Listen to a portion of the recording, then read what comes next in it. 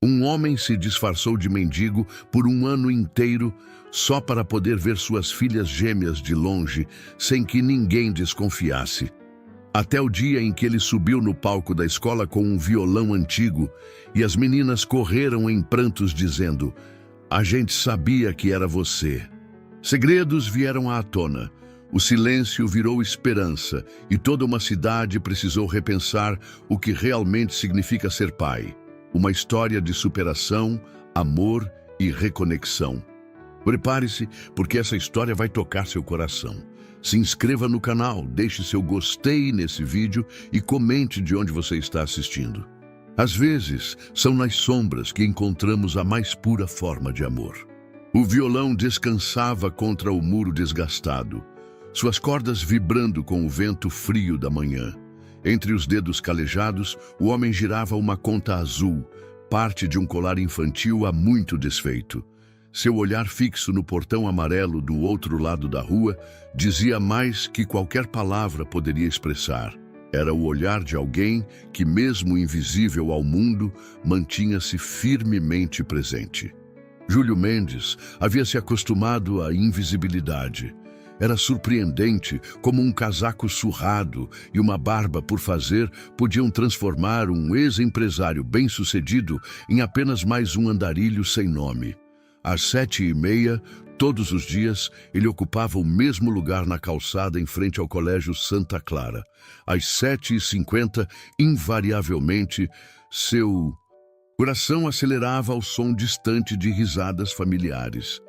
Naquela manhã em particular, a neblina típica de Campos do Vale, pequena cidade no interior do sul brasileiro, envolvia as árvores e edifícios como um manto protetor.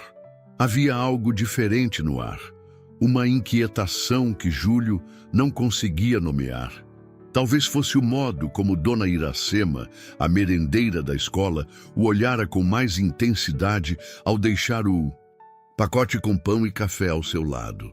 Ou talvez fosse aquele novo professor que sempre o observava com uma curiosidade incômoda. 312 dias, murmurou para si mesmo, anotando no caderninho encapado com papel colorido. 312 dias sendo um fantasma na vida das próprias filhas. O sino tocou e Júlio endireitou-se instintivamente. Ajeitou o gorro que escondia parcialmente seu rosto e fingiu afinar o violão. Seus olhos, porém, estavam fixos na entrada, contando os segundos. Foi quando elas surgiram, como pequenos raios de sol rasgando a névoa. Beatriz e Bianca Mendes, ou simplesmente Bia e Bia, como todos as chamavam, tinham completado 7 anos na semana anterior. Uma festa a qual ele não pudera comparecer.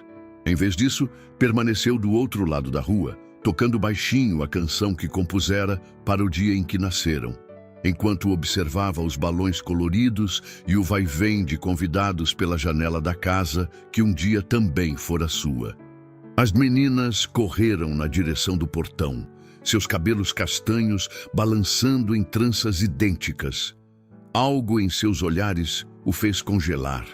Elas o encaravam diretamente, não como se olhassem para um estranho, um homem sem importância na calçada, mas como se elas sabiam.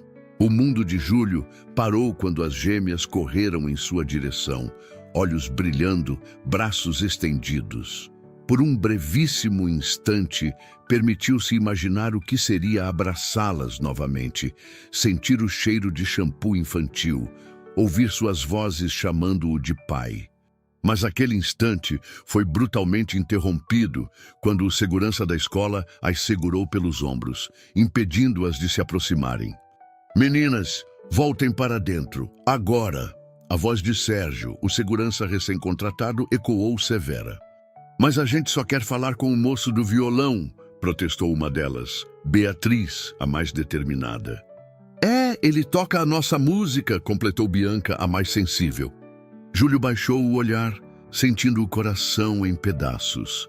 Elas reconheciam a melodia, mas não o homem por trás dela. Não sabiam que aquelas mãos maltratadas pelo tempo e pelo trabalho eram as mesmas que as ninaram quando bebês. Esse tipo de gente não é companhia para vocês, disse Sérgio, lançando um olhar de desprezo na direção de Júlio. Sua mãe não ia gostar nada disso. A menção de Helena, sua ex-esposa, fez com que Júlio sentisse um calafrio percorrer sua espinha. Helena Vasconcelos Mendes, filha única de Augusto Vasconcelos, dono de metade das terras produtivas da região. A mulher que um dia jurara amá-lo eternamente e que agora fazia de tudo para apagar sua existência. As meninas foram puxadas para dentro relutantemente, mas não sem antes olharem por cima do ombro. Bianca acenou timidamente. Beatriz franziu o senho, como se tentasse resolver um enigma. Foi quando Júlio notou um homem de óculos e pasta de couro observando a cena da entrada da escola.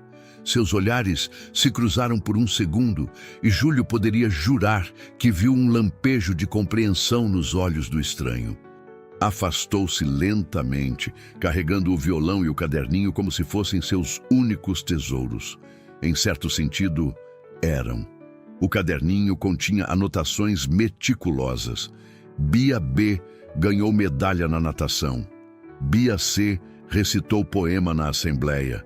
As meninas parecem gostar de sorvete de pistache agora. Pequenos fragmentos de vidas que deveriam ser parte da sua, mas das quais ele só podia ser um observador distante. Enquanto caminhava em direção à Praça Central, onde passaria o resto da manhã, Júlio não tinha como saber que aquele breve momento no portão da escola seria o início de uma transformação não apenas em sua vida, mas na de toda a pequena Campos do Vale. Não tinha como saber que o homem de óculos era Eduardo Silveira, o novo professor de música das suas filhas. E, mais importante, não tinha como imaginar que suas meninas já haviam começado a juntar as peças de um quebra-cabeça que estava escondido há quase um ano. Júlio não sabia, mas seu tempo nas sombras estava prestes a acabar. O apartamento de Eduardo Silveira era uma coleção de caixas ainda fechadas e instrumentos musicais cuidadosamente arrumados. Aos 35 anos, ele ainda não se sentia completamente à vontade naquela cidade do interior, tão diferente de Porto Alegre, onde vivera toda a sua vida. Havia aceitado o emprego no Colégio Santa Clara por necessidade e por distância. Quanto mais longe estivesse de seus próprios fantasmas, melhor. No entanto, aquela noite, os fantasmas de outra pessoa ocupavam seus pensamentos.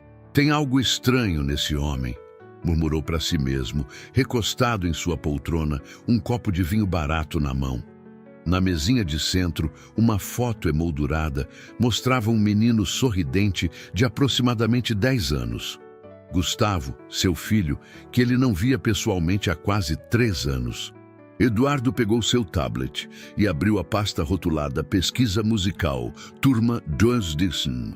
Era sua desculpa para salvar os vídeos que gravara nas últimas semanas. Em um deles, focou discretamente o homem do violão, observando as gêmeas no pátio durante o recreio. Havia compaixão em seu olhar, uma compaixão que Eduardo reconhecia bem. Era o olhar de um pai que se torturava por sua ausência. Seus pensamentos foram interrompidos pelo toque do celular. Na tela, o nome Carla piscava insistentemente. A mãe de Gustavo, sua ex-esposa. Eduardo hesitou antes de atender. Oi, disse tenso. Eduardo, é sobre o Gustavo. A voz de Carla soava preocupada. Ele perguntou por você de novo. Não sei mais o que dizer. Eduardo fechou os olhos, sentindo o peso familiar da culpa. Gustavo vivia a 1.500 quilômetros de distância com a mãe e o padrasto. Não por imposição judicial, mas por escolha própria. Eduardo havia se afastado gradualmente, incapaz de lidar com a nova dinâmica familiar após o divórcio. As visitas se tornaram telefonemas, os telefonemas, mensagens de texto, as mensagens, silêncio.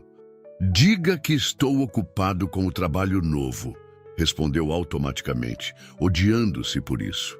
Você sempre está, Carla respondeu com amargura. Quando a ligação terminou, Eduardo voltou a observar o vídeo parado na imagem do homem com o violão. Algo nele, o incomodava profundamente. Talvez porque, de alguma forma, se visse refletido naqueles olhos tristes. No dia seguinte, decidiu, confrontaria o estranho e descobriria sua história.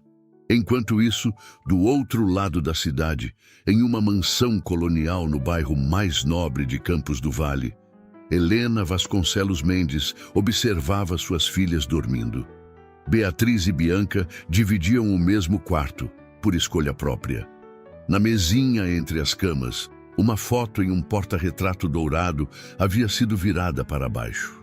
Helena a endireitou, revelando o rosto sorridente de Júlio com as gêmeas recém-nascidas nos braços. Seus dedos tremeram levemente antes de virá-la para baixo novamente. "Por que você não simplesmente desapareceu?", sussurrou para o retrato escondido. "Seria mais fácil para todos nós." Ela sabia que o ex-marido continuava na cidade. Sabia que frequentava os arredores da escola. Os detetives particulares que contratara lhe forneciam relatórios semanais. Mas nunca imaginara que ele chegaria ao ponto de se disfarçar, de se rebaixar àquela condição apenas para ficar perto das filhas. O orgulho de Helena lutava contra uma admiração relutante, e sob ambos, escondido em camadas de mágoa e ressentimento, havia o medo. Medo de que, apesar de todos os seus esforços, ela não conseguisse apagar Júlio da memória e dos corações de suas filhas. "Mamãe?", a voz sonolenta de Bianca a surpreendeu. "O que você está fazendo?" Helena forçou um sorriso, afastando-se da mesinha. "Só verificando se vocês estão cobertas, meu amor. Está frio hoje."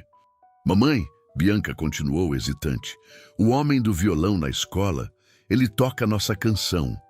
Helena sentiu o sangue gelar. "Que canção, querida?"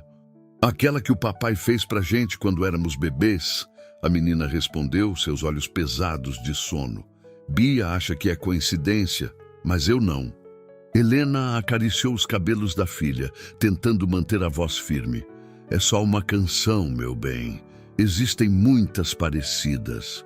Mas enquanto Bianca voltava a adormecer, Helena permaneceu sentada na beirada da cama, perturbada. Júlio havia composto aquela canção durante a gravidez e costumava tocá-la todas as noites quando as meninas eram bebês. Era uma melodia única, nunca gravada ou compartilhada. Como aquele andarilho poderia conhecê-la?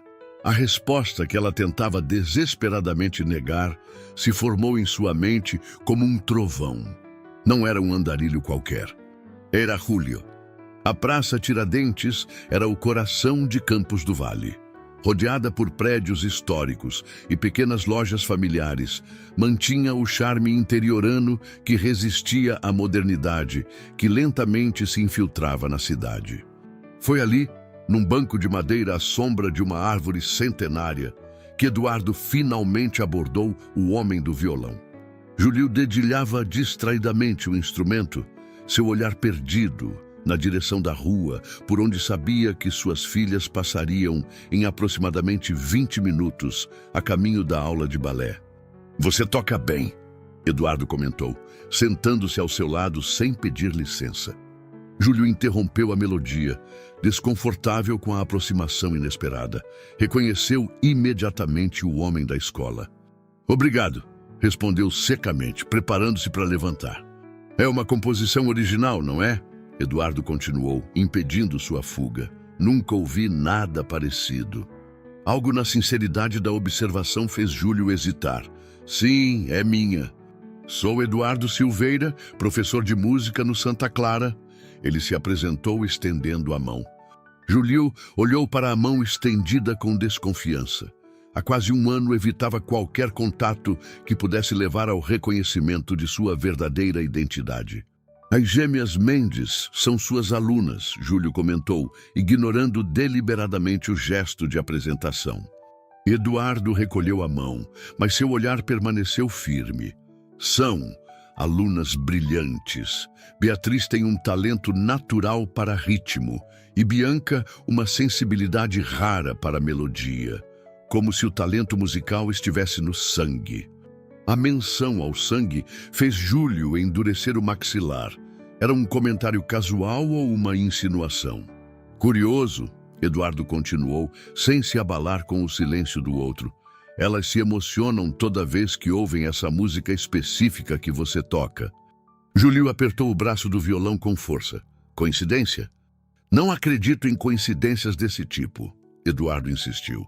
Então, abaixando a voz, nem em pais que abandonam suas filhas sem razão. Os olhos de Júlio se estreitaram perigosamente. O que você quer? A verdade, respondeu Eduardo, porque algo me diz que há mais nessa história do que a cidade comenta. Por um longo momento, apenas o som distante do tráfego e das crianças brincando preencheu o espaço entre eles. Então, com voz baixa e carregada de emoção contida, Júlio perguntou: como elas estão? De verdade. Eduardo relaxou os ombros, entendendo que havia ultrapassado a primeira barreira. Bem, academicamente, socialmente também.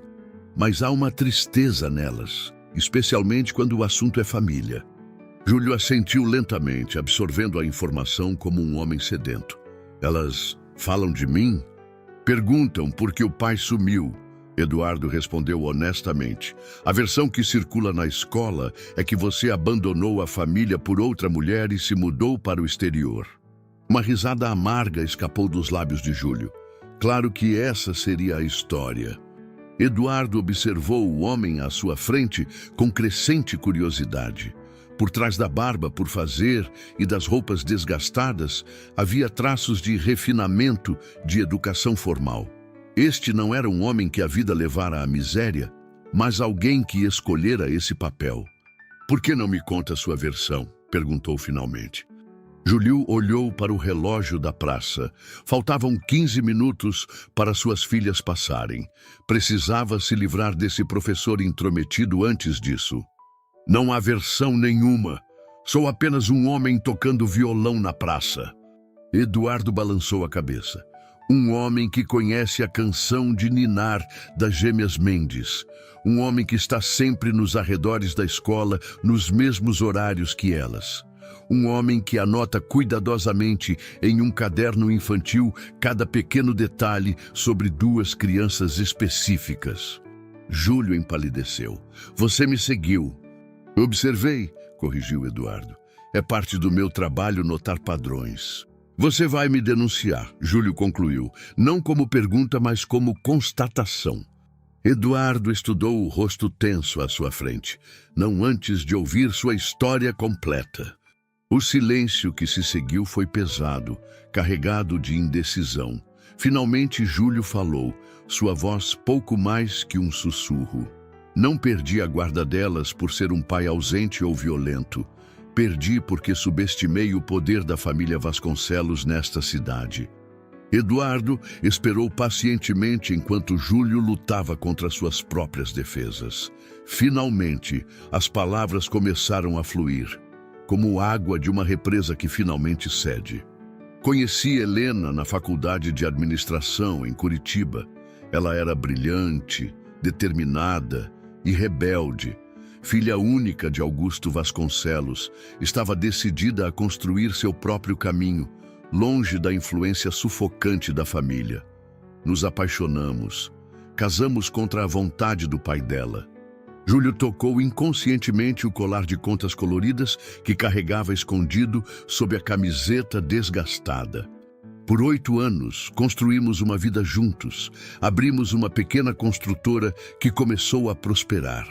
Quando as gêmeas nasceram, foi o momento mais feliz das nossas vidas. Seu olhar se perdeu nas lembranças. Tudo mudou quando o pai de Helena adoeceu. Câncer terminal. Ela voltou a se aproximar da família. Augusto nunca me aceitou. Sempre me viu como um aproveitador. Nos seus últimos meses de vida, ele trabalhou sistematicamente para convencer Helena de que eu estava com ela apenas por interesse financeiro. Eduardo assentiu, começando a entender, e ela acreditou. Não imediatamente, Júlio explicou, mas as sementes da dúvida foram plantadas. Após a morte de Augusto, Helena herdou tudo, milhões. E com o dinheiro veio o círculo social da família Vasconcelos. Pessoas que eu nunca havia conhecido, que a tratavam como realeza local. Júlio pausou, olhando para suas mãos calejadas. Nossa relação começou a desmoronar. Helena queria que eu assumisse os negócios da família, que abandonasse nossa construtora. Quando recusei, as acusações começaram. Que eu era ambicioso demais para aceitar viver à sombra dela, que meu orgulho estava destruindo nossa família. As brigas pioraram. Um dia, após uma discussão particularmente feia, ela saiu com as meninas para a casa da mãe. No dia seguinte, recebi uma notificação judicial. Helena havia solicitado uma medida protetiva, alegando temer por sua segurança e a das crianças. Eduardo franziu o senho. Mas você nunca foi violento. Nunca, Júlio confirmou com veemência. Mas nesta cidade, a palavra de uma Vasconcelos vale mais que qualquer evidência. Tentei lutar legalmente, mas cada advogado que contratava desistia misteriosamente do caso. Testemunhas sumiram. Até mesmo nossos amigos em comum se afastaram, temendo retaliações. O relógio da praça marcou 3h30. Júlio olhou ansiosamente na direção da rua. Perdi tudo em meses. A guarda das meninas, nossa casa, a construtora. Helena conseguiu alienação parental total, alegando que minha presença seria prejudicial ao desenvolvimento emocional das crianças. O juiz, coincidentemente, era primo distante da família Vasconcelos. Por que não deixou a cidade? Eduardo perguntou, embora já suspeitasse da resposta. E abandoná-las de verdade? Júlio balançou a cabeça. Não poderia. Vendi o que me restava, aluguei um quarto nos fundos de uma pensão e... Ele gesticulou para si mesmo. Me tornei invisível. É surpreendente como as pessoas param de enxergar você quando mudam suas expectativas. O som de vozes infantis interrompeu a conversa.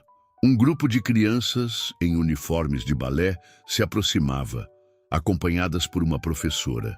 Entre elas, Beatriz e Bianca, de mãos dadas, conversando animadamente.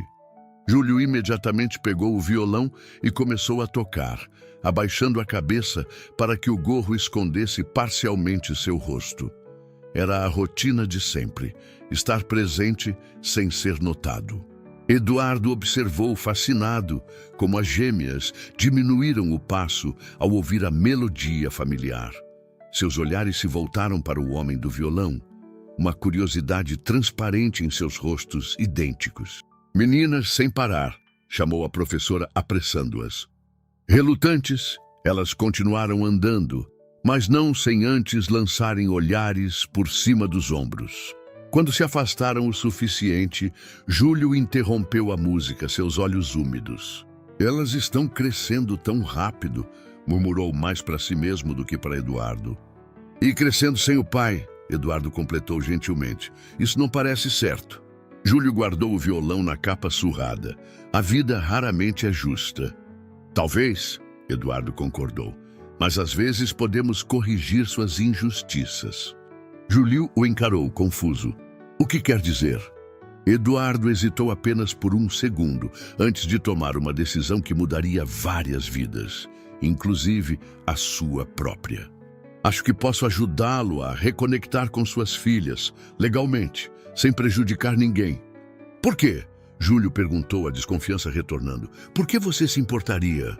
Eduardo pensou no filho distante, na foto que mantinha na mesinha de centro, nas ligações não atendidas.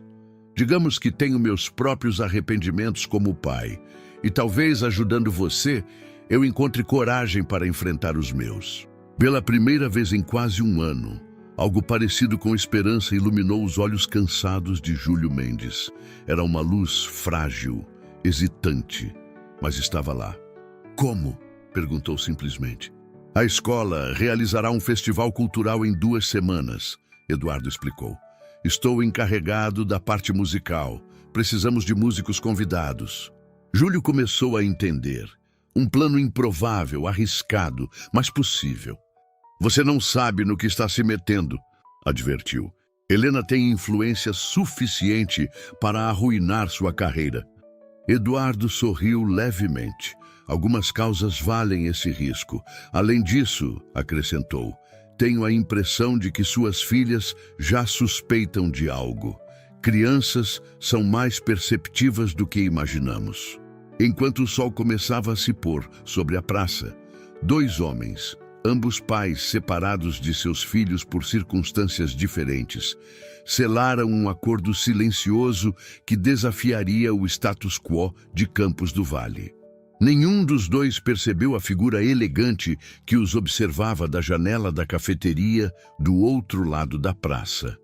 Tampouco notaram quando essa figura fez uma ligação rápida, suas unhas perfeitamente manicuradas, tamborilando nervosamente no balcão. Rogério, Helena Vasconcelos, preciso que intensifique a segurança da escola imediatamente e contate meu advogado. Acho que tenho um problema. Os dias que se seguiram trouxeram uma mudança sutil, mas significativa na rotina de Júlio. Suas visitas à escola continuavam, mas agora aconteciam também encontros regulares com Eduardo na pequena sala de música do colégio, após o horário de aulas.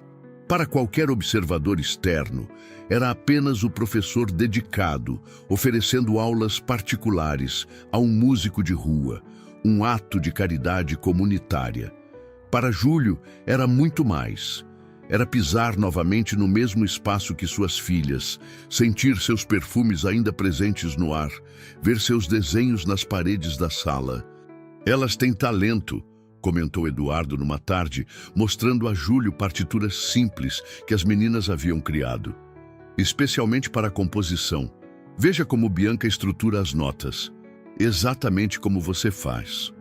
Júlio sorriu, tocando o papel com reverência. Helena também é musical, tocava piano quando nos conhecemos. Elas falam muito sobre esse tal de piano, Eduardo comentou. Dizem que a mãe nunca mais tocou depois que o pai foi embora. A informação pegou Júlio de surpresa. Helena amava piano. Era sua paixão desde a infância. Imaginar que ela havia abandonado a música criava uma fissura em sua imagem mental da ex-esposa feliz e vingativa. Como vamos fazer isso funcionar? Júlio perguntou, mudando de assunto. Helena nunca permitirá que eu me apresente se souber quem sou. Eduardo sorriu confiante. Ela não saberá, não imediatamente. O plano era simples em teoria. Júlio se apresentaria como músico convidado no festival, usando seu verdadeiro nome. Após anos de ausência pública e com sua aparência atual tão diferente da do empresário bem-sucedido que fora, ninguém faria a conexão imediatamente, exceto talvez suas filhas, que poderiam reconhecer a música, o colar, talvez até mesmo algo em seus olhos.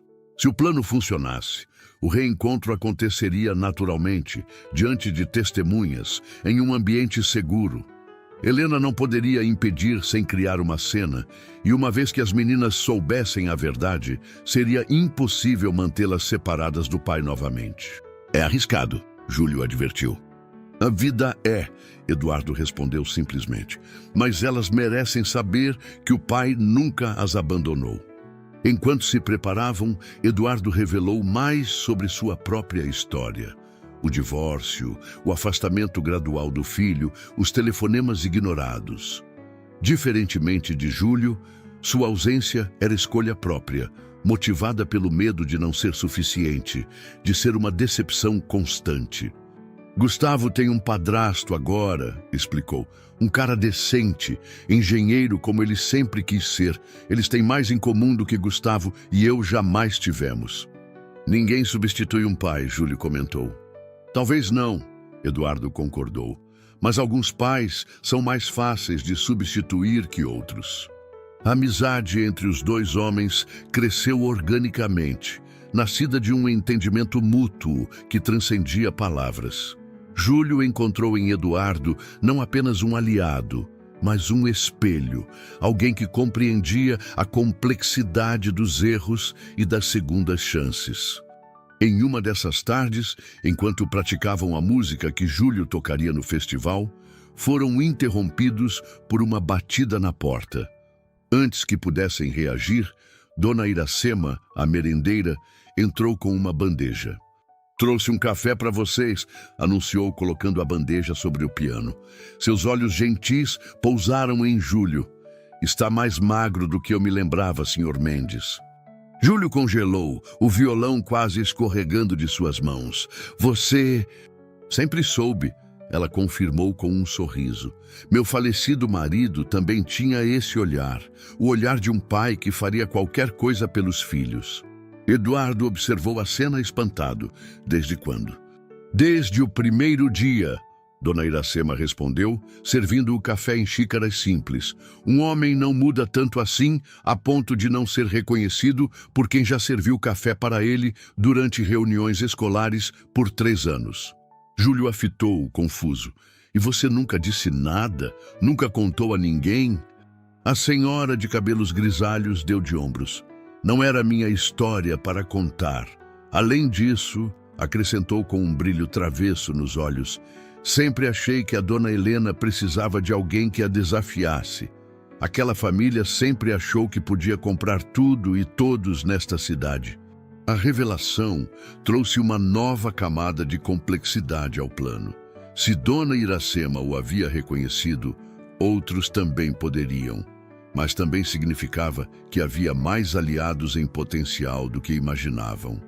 "As meninas perguntam sobre você", Dona Iracema continuou. "Não diretamente, é claro, mas perguntam se eu conheci o pai delas como ele era." "E o que você diz?", Júlio perguntou com a voz embargada. "A verdade, que era um homem que amava suas filhas mais do que tudo." Ela sorriu, maternal. "Elas vão reconhecê-lo no festival, tenho certeza. O coração sabe."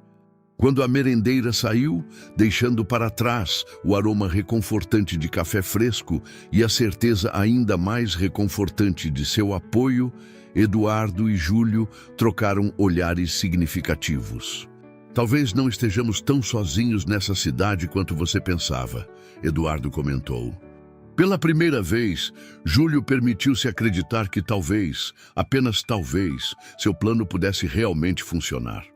O que nenhum deles sabia era que, enquanto conversavam, Helena Vasconcelos Mendes havia acabado de receber um relatório detalhado de seu investigador particular. Um relatório que incluía fotos de Júlio entrando e saindo da escola, agora com roupas limpas e sem o disfarce habitual. E mais importante, um relatório que revelava sua conexão com o novo professor de música. A manhã do Festival Cultural amanheceu com uma claridade típica do início de primavera. O Colégio Santa Clara estava decorado com faixas coloridas e trabalhos artísticos dos alunos. O pátio havia sido transformado em um auditório a céu aberto, com cadeiras organizadas em semicírculo diante de um pequeno palco. Nos bastidores improvisados, Júlio ajustava as cordas do violão com mãos trêmulas. Estava irreconhecível. Não mais o homem maltrapilho dos últimos meses, tampouco o empresário de antes. Havia encontrado um meio-termo, cabelos curtos, mas não impecavelmente cortados, barba aparada, mas presente, roupas simples, retry, G, continue edit.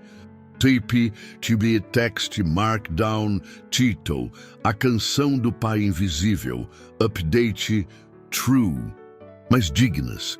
O único elemento constante era o colar de contas coloridas, agora visível sobre a camisa branca. "Nervoso?", Eduardo perguntou, aproximando-se com 2 xícaras de café. "Aterrorizado", Júlio admitiu. "E se elas não me reconhecerem? Ou pior, e se me reconhecerem e sentirem raiva por eu ter mentido por tanto tempo?" Eduardo entregou-lhe uma das xícaras. "Crianças têm uma capacidade incrível de perdoar quando sentem amor verdadeiro. Acredite, sei do que estou falando." Júlio o encarou, curioso. "Falou com seu filho?" Um sorriso hesitante surgiu no rosto de Eduardo. "Liguei ontem à noite. Foi difícil no início, mas terminamos a conversa com planos para eu visitá-lo nas férias de julho." "É um começo", Júlio comentou. "Exatamente o que estamos buscando hoje. Um começo." O burburinho de vozes cresceu gradualmente enquanto pais e familiares chegavam, ocupando as cadeiras. Do seu ponto de observação, Júlio podia ver as filhas na primeira fila, usando vestidos idênticos em tons diferentes. Beatriz em azul, Bianca em verde. Ao lado delas, Helena, elegante como sempre em um conjunto cinza claro, conversava com outra mãe. Seu coração acelerou ao vê-la. Apesar de tudo, havia uma parte dele que ainda sentia algo pela mulher com quem compartilhara tantos anos. Não um amor romântico, não mais, mas uma conexão que as circunstâncias haviam distorcido em algo irreconhecível. "Ela está aqui", murmurou para Eduardo. "Esperávamos por isso", o professor respondeu calmamente. "Lembre-se do plano. Você é apenas mais um músico convidado. Toque a música, deixe que o resto aconteça naturalmente." A diretora do colégio, Sra. Martins, subiu ao palco para as boas-vindas oficiais. Era uma mulher robusta, de voz potente e gestos grandiosos. "Bem-vindos ao nosso Festival Cultural Anual. Este ano temos o prazer de apresentar performances musicais organizadas pelo nosso novo professor, Eduardo Silveira." Aplausos educados preencheram o pátio. Eduardo acenou discretamente. "Antes das apresentações dos alunos, gostaríamos de agradecer aos músicos convidados que generosamente compartilharão seu talento conosco hoje." O primeiro convidado, um violinista local, subiu ao palco para uma breve performance. Em seguida, um grupo de percussão formado por estudantes universitários. Finalmente, chegou o momento de Júlio. Nosso próximo convidado é um compositor talentoso que generosamente tem compartilhado sua música nas praças de nossa cidade. Por favor, recebam Júlio Mendes. Um silêncio estranho se instalou quando ele subiu ao palco.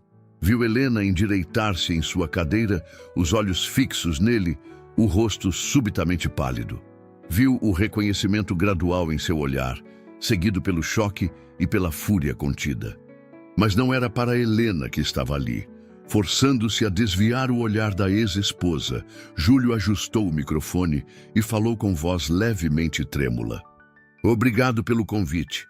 Gostaria de compartilhar com vocês uma composição especial, uma canção de ninar que escrevi há alguns anos para minhas filhas gêmeas." Seus olhos encontraram os de Beatriz e Bianca. As meninas o observavam com intensidade, cabeças ligeiramente inclinadas, como se tentassem resolver um enigma familiar. É uma música sobre amor incondicional, sobre como não importa a distância ou as circunstâncias, alguns laços nunca se rompem de verdade. Julio tocou os primeiros acordes, aquela sequência familiar que havia tocado quase diariamente durante o último ano. A melodia suave e melancólica fluiu pelo pátio silencioso. De forma quase imperceptível, acrescentou palavras. Palavras que nunca havia cantado em público, apenas no quarto das meninas, quando eram bebês. 2 estrelas no meu céu, 2 sorrisos no meu mundo. Mesmo quando a noite cai, o amor de um pai é profundo. Enquanto a música prosseguia, viu o momento exato em que o reconhecimento atingiu suas filhas. Primeiro Bianca, a mais sensível, cujos olhos se arregalaram e encheram de lágrimas. Depois Beatriz, cuja expressão transformou-se de confusão em compreensão, e então em uma certeza absoluta. Helena levantou-se abruptamente, agarrando as mãos das filhas. "Vamos!" ordenou em voz baixa, mas audível no silêncio que seguia cada nota. "Não!" Beatriz respondeu, puxando a mão de volta. Sua voz infantil soou clara e determinada. "É o papai, mamãe. É o papai." A afirmação, simples e direta, provocou um murmúrio entre os presentes. Helena olhou em volta, percebendo os olhares curiosos, a situação rapidamente fugindo de seu controle. "Beatriz, não seja ridícula, seu pai está ali", Bianca completou apontando para o palco, lágrimas escorrendo livremente por seu rosto. "Ele sempre esteve aqui." O que aconteceu em seguida pareceu ocorrer em câmera lenta. As gêmeas, como se respondessem a um sinal invisível, soltaram-se das mãos de Helena e correram em direção ao palco. Júlio mal teve tempo de deixar o violão de lado antes que dois pequenos corpos colidissem contra ele, abraçando-o com toda a força que seus braços de 7 anos permitiam. Papai, sussurravam repetidamente, como uma oração, um encantamento que confirmava a realidade do momento. Júlio se ajoelhou, envolvendo as filhas num abraço apertado, incapaz de conter as próprias lágrimas. Minhas meninas, murmurou contra seus cabelos. Minhas estrelinhas. Beatriz afastou-se ligeiramente, segurando o rosto do pai entre suas pequenas mãos.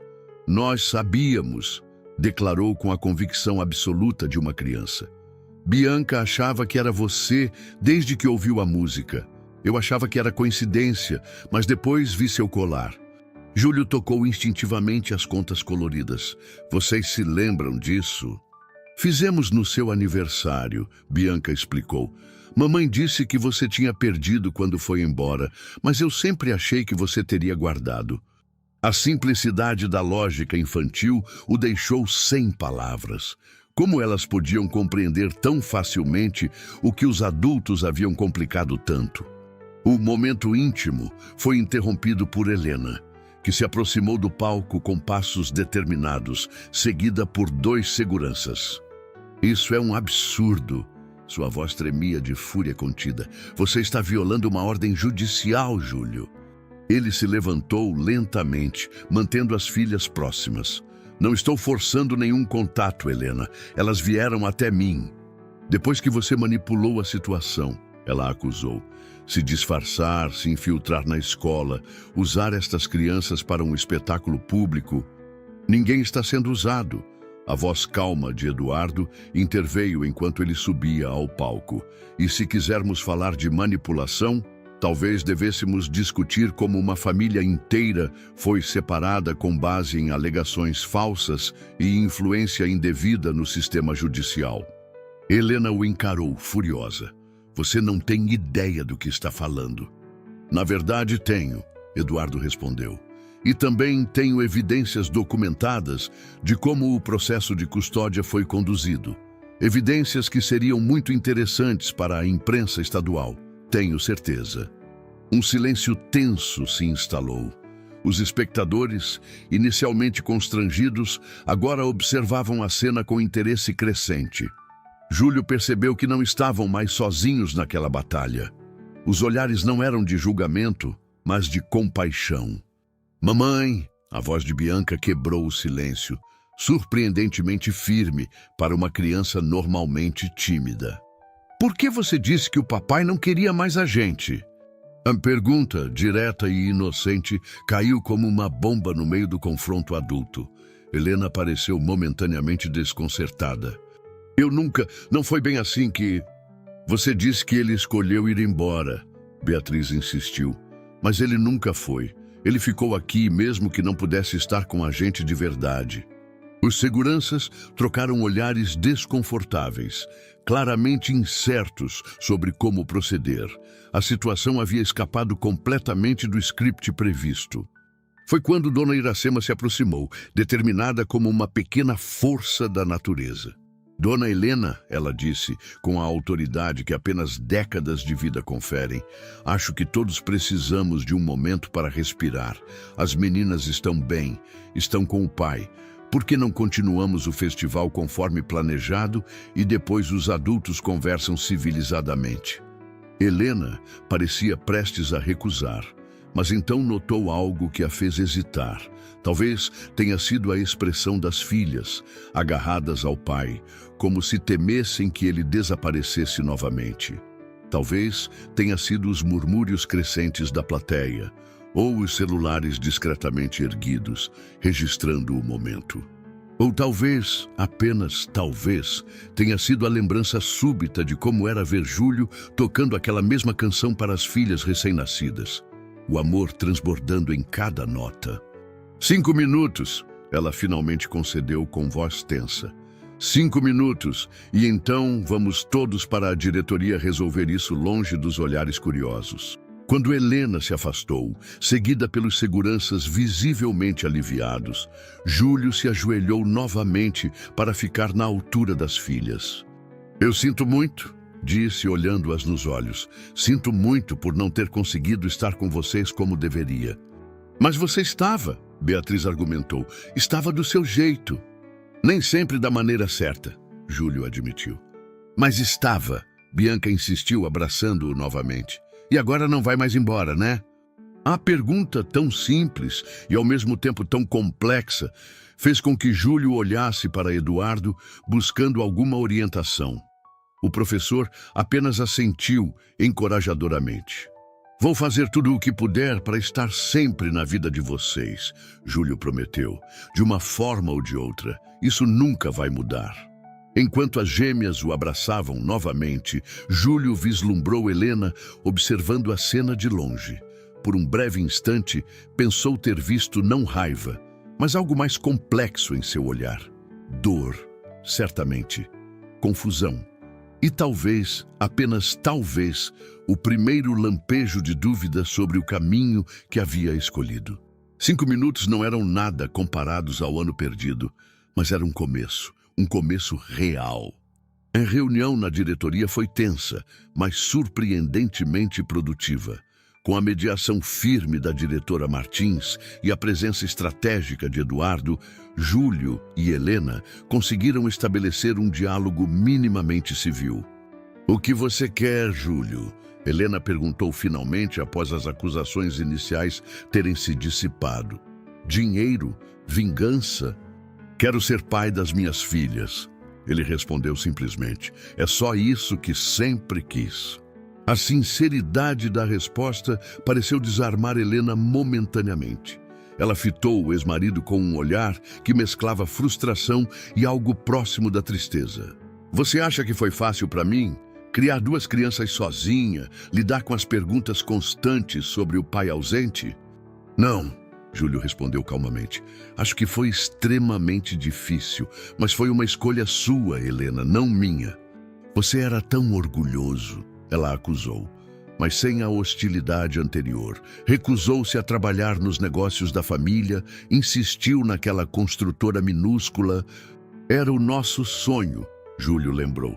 Nosso, Helena, antes do dinheiro, antes das influências. Era o futuro que planejamos juntos. Um silêncio pesado se instalou na sala. Eduardo e a diretora trocaram olhares significativos, percebendo que estavam testemunhando não apenas uma negociação de custódia, mas o desenterrar de feridas nunca propriamente curadas. As meninas querem o pai na vida delas. A diretora finalmente interveio. Isso ficou bastante claro hoje. Helena suspirou profundamente. Não é tão simples assim. A verdade é exatamente tão simples, Eduardo argumentou gentilmente. Se pensarmos nas crianças primeiro, a resposta é clara. Helena estudou o rosto de Júlio por um longo momento. O homem à sua frente não era mais o empresário ambicioso que conhecera, nem o marido orgulhoso com quem brigara. Era apenas um pai que havia se rebaixado ao extremo por amor às filhas. Não posso simplesmente ignorar a ordem judicial, ela disse finalmente. Podemos revisá-la, Júlio sugeriu. Legalmente, tenho um advogado disposto a assumir o caso pro bono. E a imprensa? Helena perguntou, sua preocupação com a imagem pública evidente. Júlio deu de ombros. O que importa mais, Helena? O que as pessoas pensam ou o que nossas filhas sentem? A pergunta pairou no ar como um desafio, mas também como uma ponte. Era a primeira vez em mais de um ano que Júlio se referia às gêmeas como nossas filhas, não minhas filhas. Um reconhecimento sutil de que, apesar de tudo, ainda eram uma família, mesmo que não da forma tradicional. Vou pensar no assunto. Helena finalmente concedeu. Enquanto isso, podemos concordar com visitas supervisionadas, uma vez por semana na minha casa, com a presença de um adulto neutro. Não era tudo o que Júlio queria, mas era incomparavelmente mais do que tinha há apenas algumas horas. Concordo, respondeu sem hesitação. Quando a reunião terminou e os adultos saíram da diretoria, encontraram Beatriz e Bianca, esperando ansiosamente no corredor, de mãos dadas com Dona Iracema. E então, Beatriz perguntou imediatamente, sua natureza direta sempre prevalecendo. Helena se ajoelhou para ficar na altura das filhas. Seu pai vai nos visitar no próximo fim de semana. Se tudo correr bem, ele poderá visitar mais vezes. Os rostos das meninas se iluminaram com sorrisos idênticos. Ele pode tocar violão pra gente? Bianca perguntou esperançosa. Helena hesitou apenas por um momento antes de assentir. Pode, e talvez eu possa acompanhá-lo no piano. A sugestão surpreendeu a todos, especialmente Júlio. Helena não tocava piano desde o início da deterioração do casamento. Era um gesto pequeno, mas profundamente significativo. Naquela noite, enquanto voltava para seu quarto modesto na pensão, Júlio sentia-se simultaneamente exausto e revigorado. O caminho à frente ainda seria longo e possivelmente difícil, mas a primeira e mais importante barreira havia sido rompida. Seu telefone tocou, um aparelho simples que raramente usava. Era Eduardo. Como está se sentindo? O professor perguntou. Como se estivesse acordando de um pesadelo muito longo, Júlio respondeu honestamente. Sabe o que é engraçado? Eduardo comentou. Acabei de comprar uma passagem para Porto Alegre. Vou visitar Gustavo no próximo feriado. Júlio sorriu. Acho que ambos estamos acordando então. Parece que sim, Eduardo concordou. Sabe, o mais difícil foi dar o primeiro passo, admitir que estava errado, que tinha medo. E agora? Agora? Eduardo repetiu, e Júlio podia ouvir o sorriso em sua voz. Agora estou aterrorizado, mas é um terror bom, sabe? O tipo que vem com possibilidades, não com perdas. Ao desligar, Júlio tocou o colar de contas coloridas em seu pescoço. Não era apenas um símbolo do passado agora, mas também do futuro. Um futuro onde, de alguma forma, ele seria pai de verdade novamente. 3 meses se passaram rapidamente. A primavera deu lugar ao verão e o Colégio Santa Clara fechou para as férias escolares. A cidade de Campos do Vale continuava essencialmente a mesma. Os mesmos rostos, as mesmas ruas, os mesmos preconceitos e gentilezas. Mas para algumas pessoas, tudo havia mudado profundamente. Júlio havia alugado um pequeno apartamento próximo ao centro, modesto, mas limpo e organizado. As paredes do quarto extra eram decoradas com desenhos coloridos e fotos recentes. Nas sextas-feiras e em fins de semana alternados, o apartamento ganhava vida com risadas gêmeas e conversas animadas. A transição não fora perfeita. Houve momentos difíceis, ajustes dolorosos. As meninas ocasionalmente testavam limites, experimentando essa nova dinâmica com a cautela natural de crianças que temiam outra perda. Helena oscilava entre cooperação relutante e resistência passiva. Mas havia também momentos de graça inesperada, como na tarde em que Helena chegou mais cedo para buscar as meninas e acabou ficando para jantar. Ou no aniversário de Beatriz e Bianca, quando os 4 se sentaram juntos na primeira fila do Teatro Municipal para assistir ao ballet que as gêmeas tanto desejavam ver. Pequenos momentos de uma nova normalidade sendo construída, tijolo por tijolo. Eduardo também encontrara seu próprio caminho de reconciliação. Após a primeira visita tensa a Porto Alegre, estabeleceu um ritmo regular de visitas e ligações com Gustavo. Numa tarde particularmente significativa, apresentou o filho a Júlio e às gêmeas durante um piquenique no Parque Municipal. Enquanto os observava interagindo, lado a lado, em um banco de madeira, Júlio e Eduardo compartilharam um olhar de compreensão mútua. Valeu a pena, Eduardo comentou. Cada segundo, Júlio concordou. Dona Iracema havia se tornado uma presença constante na nova configuração familiar, frequentemente servindo como a supervisora neutra das visitas iniciais, papel que desempenhava com discrição e sabedoria. O zelador da escola, seu Antônio, inicialmente desconfiado do homem do violão, tornara-se um aliado silencioso, ocasionalmente convidando Júlio para pescarias aos domingos. A cidade lentamente começou a esquecer o escândalo e a absorver a nova narrativa. Não mais o empresário que abandonara a família ou o andarilho suspeito, mas o pai que lutara silenciosamente pelo direito de amar suas filhas. Em um domingo ensolarado de julho, 6 meses após o festival que mudara tudo, Júlio esperava no banco habitual da praça. Não mais como observador invisível, mas como participante legítimo. Ao seu lado, o violão descansava em sua capa, pronto para mais uma apresentação improvisada. Helena se aproximou com as gêmeas, pontuais como sempre. Havia uma leveza em seus movimentos que não existia meses antes. "Papai!" Bianca correu na frente, jogando-se em seus braços com o abandono confiante de uma criança que não teme rejeição. Beatriz seguiu mais controlada, mas igualmente ansiosa. "Trouxemos uma surpresa", anunciou, olhando para a mãe com expectativa. Helena se aproximou carregando uma pasta de partituras. As meninas tiveram uma ideia, explicou, um leve rubor colorindo suas faces. "Para o recital de fim de ano. Queremos tocar todos juntos", Bianca revelou, incapaz de conter o segredo por mais tempo. "Eu no violino, Bia na flauta, papai no violão e mamãe no piano." Júlio olhou para Helena surpreso. "Você voltou a tocar?" Ela assentiu, um sorriso hesitante se formando. "Comecei novamente há algumas semanas. Estava faltando algo." Havia tantas camadas naquela simples admissão, tantos significados possíveis, que Júlio preferiu não explorar naquele momento. Em vez disso, abriu a pasta e examinou as partituras.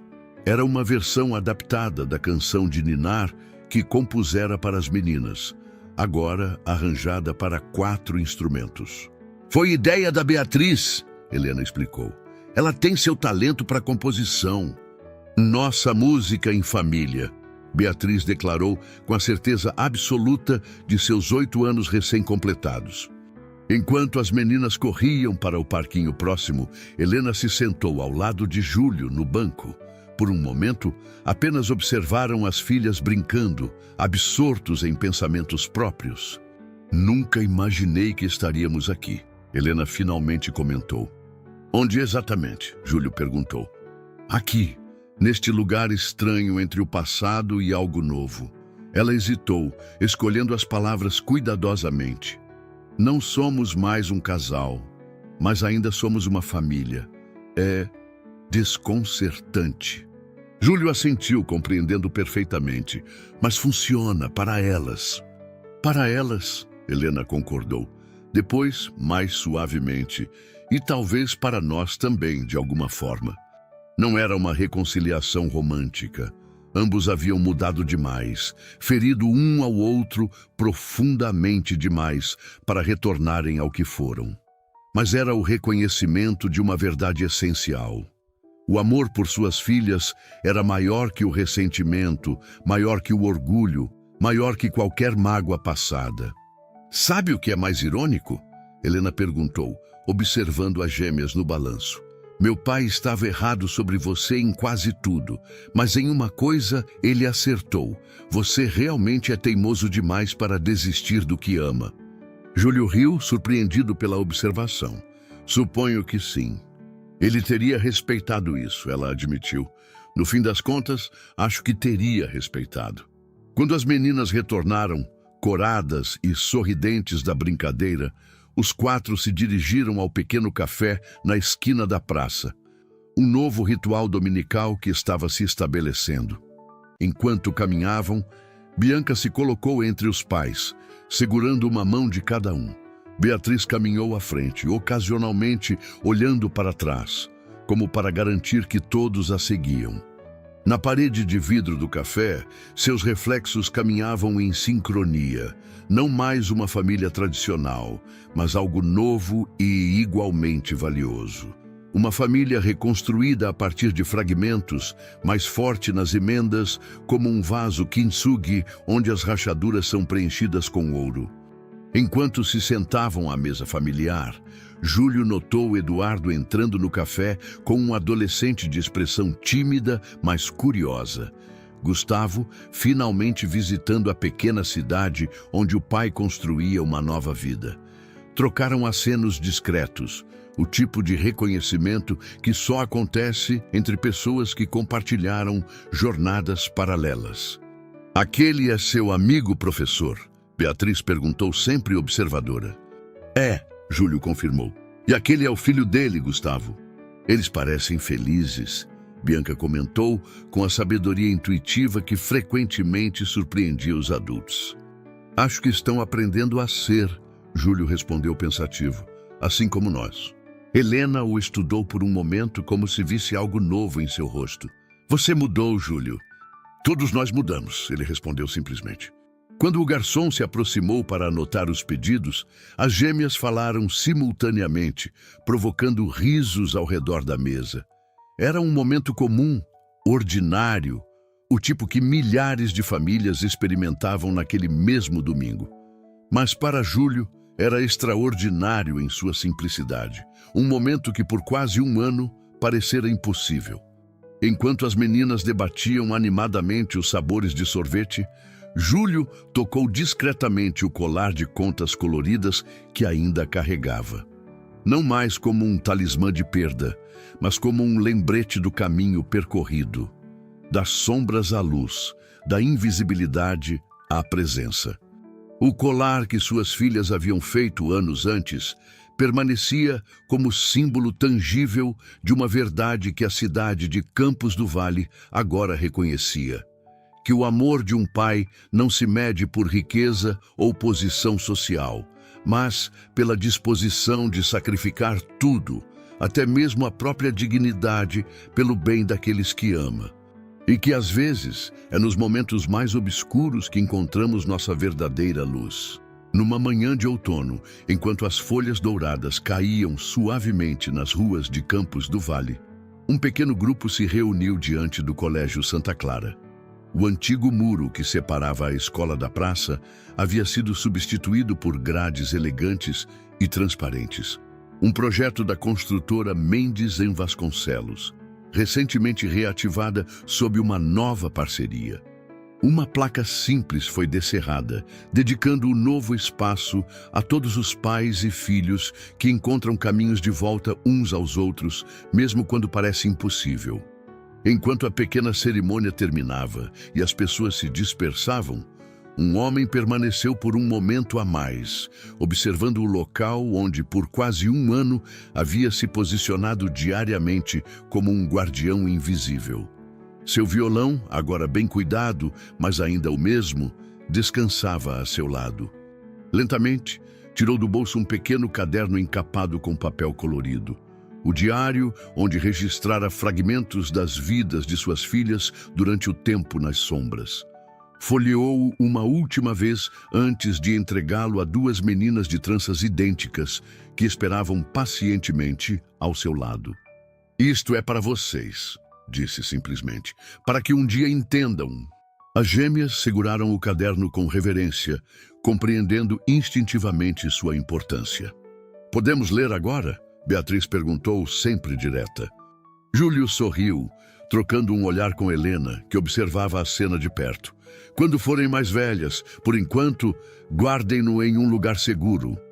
Enquanto caminhavam para casa, não mais a mansão dos Vasconcelos, mas uma casa nova que Helena escolhera para recomeçar, mais próxima do centro e do apartamento de Júlio, as gêmeas corriam à frente, o caderno guardado cuidadosamente na mochila de Bianca.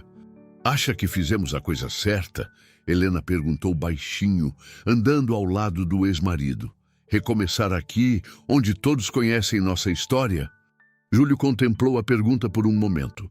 "Acho que histórias existem para ser conhecidas, especialmente as verdadeiras." Na praça, um novo professor de música, Eduardo, havia sido promovido a coordenador cultural. Tocava violão para um pequeno grupo de alunos. Entre eles estava Gustavo, agora matriculado no Colégio Santa Clara, tentando acompanhar as notas em seu próprio instrumento, ainda desajeitado, mas determinado. A cidade continuava sua rotina, com seus preconceitos e bondades, suas fofocas e solidariedades. Mas algo fundamental havia mudado em seu tecido social. Uma lição silenciosa havia sido aprendida sobre julgar aparências, sobre o poder do amor paterno, sobre segundas chances. E nas noites de sexta-feira, quando a música fluía das janelas abertas do apartamento de Júlio, 4 instrumentos tocando em harmonia imperfeita, mas sincera, os transeuntes ocasionalmente paravam para ouvir. Não mais uma canção de lamento de um pai nas sombras, mas a melodia de uma família que havia encontrado seu próprio caminho de volta à luz. Às vezes, o amor de um pai não precisa de aplausos ou reconhecimento. Às vezes, precisa apenas de uma chance, uma oportunidade de mostrar que, mesmo nas circunstâncias mais difíceis, mesmo quando invisível ao mundo, pode permanecer constante, inabalável. Como a canção que Júlio compôs para suas filhas, agora tocada em quarteto familiar, sempre a mesma essência, mas mais rica, mais complexa, mais bonita em sua nova forma. Se esta história tocou seu coração, lembre-se, há muitos pais lutando silenciosamente por seus filhos, invisíveis, mas presentes. Às vezes, tudo o que precisam é de alguém que realmente os veja.